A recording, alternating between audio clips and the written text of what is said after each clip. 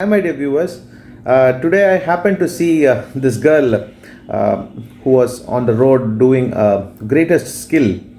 This is not the first time I'm seeing such people do that because coming from South India, I have seen many people do that, but I had an opportunity to speak to you regarding this today. So that's why I'm just posting it from Gujarat, Ahmedabad. So, what I observed in this girl, you can also observe. She has an perfect balance, advanced balance, to be specific in our language, and she has a very good coordination and intersegmental arrangement of her body was so precise that she was able to do most difficult task of walking on a rope, and that too with some vessels on her head and all those things. Okay, what is the take home message from this? So for to practice this, what this girl might have done can give us a very good idea. Do you think this girl might have sat on a Swiss ball, stood on a Swiss ball, or taken perturbations, or used reaching techniques, or whatever balance training what we give to physiotherapists give to patients? Do you think this girl might have done all these things as a homework to practice, or a homework to do this immaculate skillful activity which demands balance and coordination?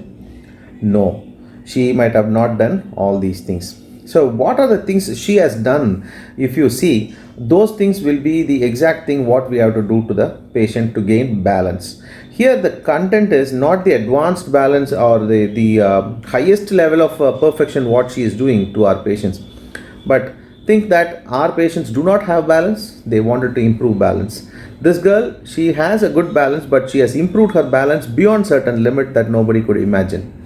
So what she might have done is, she might have practiced. Very importantly, she might have practiced. She also would have felt a lot of discomforts, failures initially when she was practicing this, but because of her practice, now she is able to do this activity without any difficulty. First thing, so we have to emphasize our patients to practice balance task. Okay, without practice, only if a therapist goes and meet a patient for 45 minutes to 1 hour, if you think the practice what a physiotherapist gives to the patient is sufficient for him to gain balance, we are not on the right track. We have to encourage the patient to practice it repeatedly in various contexts and various tasks. Second thing is her attention.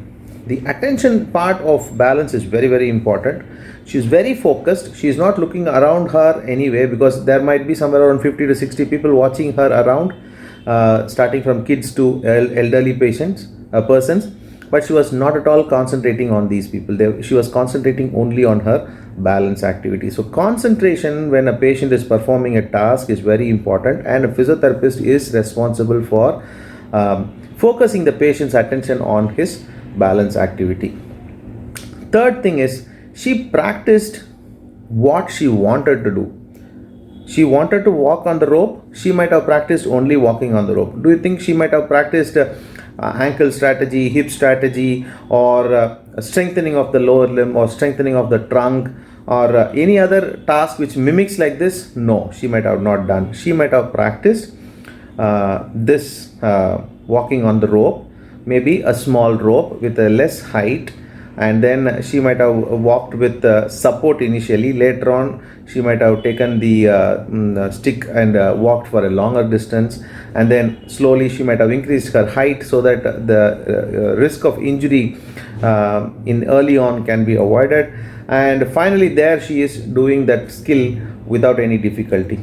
So whatever you want the patient to do, you have to practice it. For example, I saw a patient who had difficulty in entering into the house because she was in a conventional house where there was a big stepping stone before she entered into the house, and the house had a small entry. And in those days, you might have seen houses, ancient houses, where you have to bend your head down. At the same time, you have to step inside, because there would be the gateway of the house would be having a big obstacle.